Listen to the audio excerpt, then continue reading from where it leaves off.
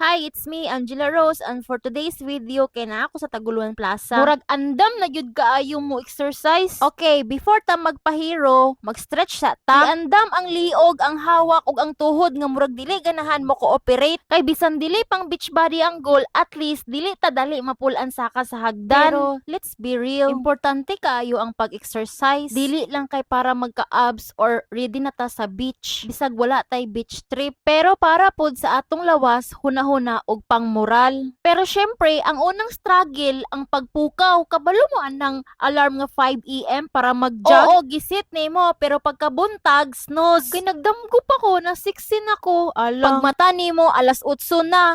Ang imong morning jog, nahimong morning jog of coffee. Pero okay ra na, walay pressure. Kaya ang exercise, dili man kinahanglan nga hardcore dayon. Nag-start ko og stretching 5 minutes ra unta, pero nganong murag 5 years akong gibati. Pag squat na ako, murag na ay gitik sa kalibutan. Ipangutanan na ako akong kaugalingon, para kinsa ni, worth it ba ni? Naabay certificate human ani. Pero kadugayan, makasabot ta. Exercise is not about perfection. It's about progress. Maski 10 minutes lang kada adlaw, basta consistent, dako na kayo nag-impact. Ang importante, imuhang effort para sa imong kaugalingon. Kada push-up, kada jumping jack, kada singot, bro na siya og reminder nga, yes, buhi ko. Yes, naningkamot ko. Yes, I'm doing this for me!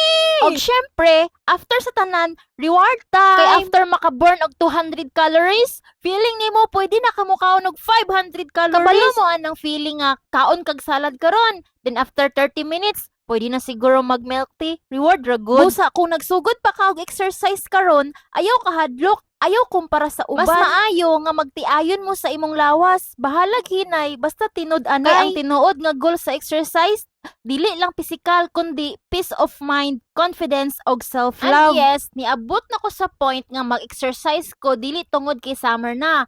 Kundi tungod, wala nang zipper nga musira. Pero let's be real. Ang pag-exercise murag relasyon. Sa sugod, excited kayo. Bagong shoes, bagong outfit, naay playlist nga grabe og beat. Pero sa tunga-tunga, imong huna-huna mo shift na.